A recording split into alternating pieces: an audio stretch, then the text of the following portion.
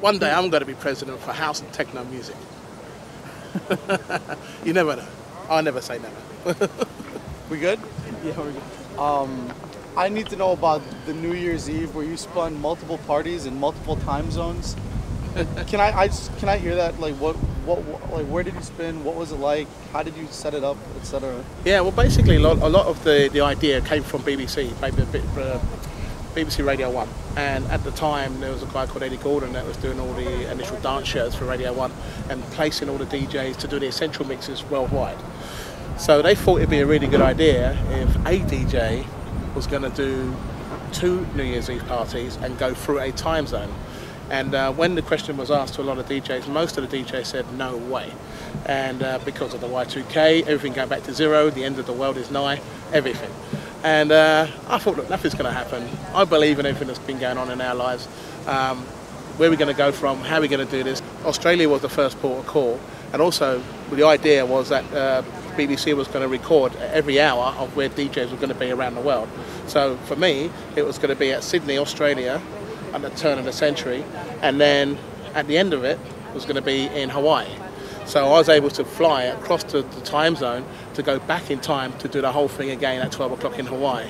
So you can imagine how amazing that was based on that it was all broadcasted and satellite broadcasted as well. And at the beginning of the internet era of streaming, this was also in place as well.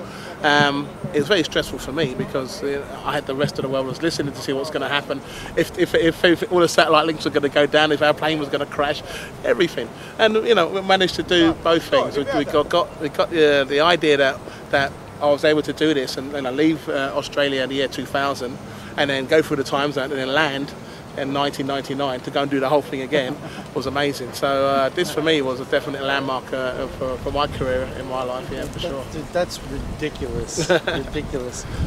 If you could have dinner with any 5 people dead or alive, who would they be? Richard Pryor, I would say Muhammad Ali, for sure. I would like to. I think Elvis would have been someone really cool to hang with. You know what I mean? Based on that, he just loves music and the way how he performed and everything else that goes with it like that. I would say Marilyn Monroe, well, because she's just amazing anyway. And her life was cut short very quickly. And Ayrton Senna. I'm into one racing cars, and for sure he stood for a lot of things when he was racing, and he stood for a lot for motor racing for people and people's person. I think that's a kind of a cool melting pot of people. Nice.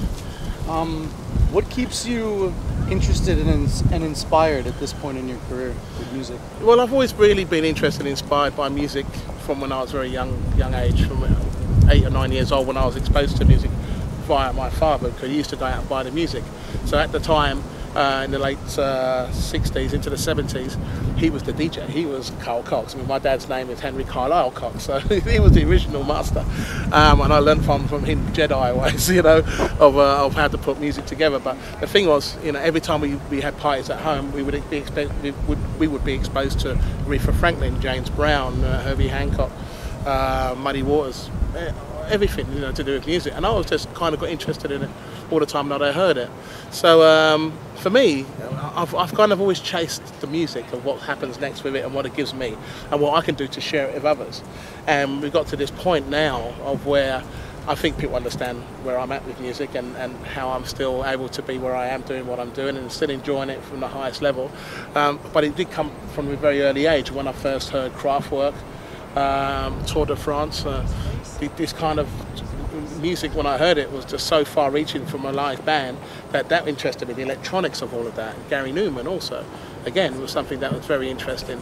In a sense, when he made a record called Cars, it was such a powerful record. That was probably one of the most original electronic records ever made. And I just followed this path. And when disco music came out, I was right on top of disco music and that kind of like repetitive beat, but well, not repetitive, but just 4/4 beat. I like the idea that anyone could dance to a 4/4 beat. It's not too complicated. I mean, if it was jazz, it would be another story, but not many people could dance to jazz. So this was something which we could share, this sound of music. And around about 87, 88, when I first heard the first acid house record, which was for me, Time to Jack by Chip E. I was in. I bought nearly every single house record that ever came out, good or bad. And eventually I was the one that you came to hear this music. How was Saturday night for you at Glow, Washington, D.C.? Well, for me, I mean, I have a lot of history being in Washington, D.C. Based on, I used to do a tour with Moonshine Records back in the day from Los Angeles. And I came with them for the first time here with a crew. DJ Dan, Donald Glaude at the time, playing their music, and I think we had Crystal Methods with us as well, playing live, and Rabbit in the Moon, this kind of thing. And we came here and played at Buzz for the first time.